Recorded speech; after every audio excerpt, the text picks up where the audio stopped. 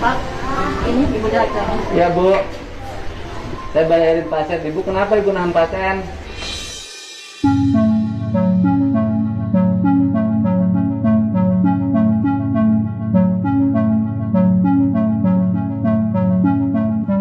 Saya nggak enak kan? Kenapa nggak boleh tadi? Ibunya, istrinya, anaknya mati loh, meninggal Bu.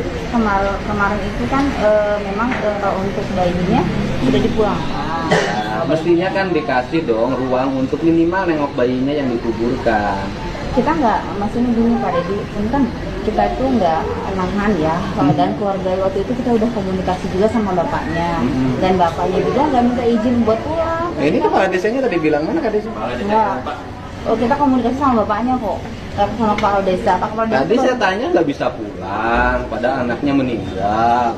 punten Pak Deddy, kita nggak bilang nggak bisa pulang ya, surat izin pulangnya belum kita keluarkan. Maaf Pak Kepala Desa ya. Ya, Bapak tadi tadi kan ngerekam saya tahu kok. Tadi Bapak tadi ngerekam saya ya pembicaraannya. Kata Saya ibu sama-sama kan tahu. gini, kata ibu belum bisa pulang dikarenakan surat izin keluarnya belum ada dikarenakan belum beres administrasi. Betul, administrasinya. Saya sebagai kepala desa mau tanggung jawab, walaupun saya minta dicicil, tapi saya mau tanggung jawab untuk warga saya.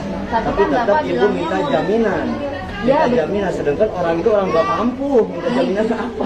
Begini Pak, Yang harus Kepala Desa dijaminkan. maaf ya, prosedur kami dari awal ya, pada saat pasien masuk, bapaknya kita panggil berulang-ulang. Pak, ini bapak statusnya begini, terus pada saat bayinya masuk ke ruang perawatan, kita panggil lagi, Pak, kata bapaknya, iya nggak apa-apa.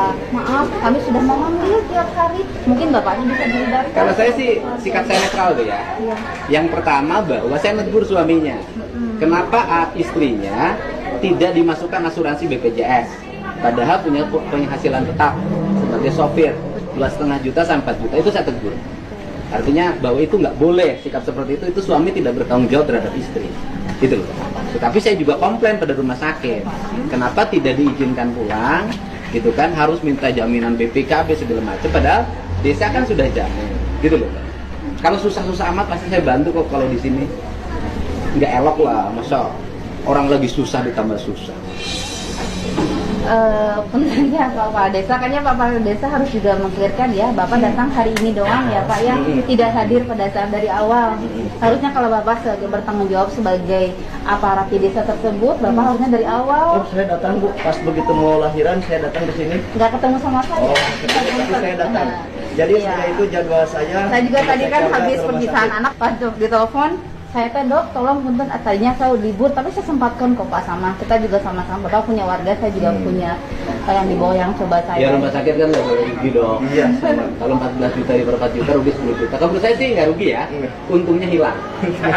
Karena biayanya 4 juta tuh saya hitung. Saya kan ngerti di manajemen rumah sakit. Untungnya hilang. Gitu.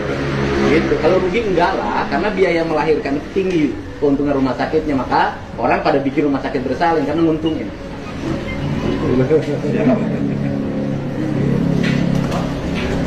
Tapi nanti nggak boleh lagi lah ada pasien yang ditahan, nggak boleh pulang. Karena selama tinggal di rumah sakit biayanya tambah. Kalau untuk kemarin Pak, punten ya Pak. Kalau saya sih sederhana logikanya Bu. Jadi gini logikanya. Kalau ada bayi yang lahir dari seorang ibu, kemudian suaminya tidak punya kemampuan membayar, ibunya harus pulang. Bayinya harus pulang, yang ditahan harus suaminya.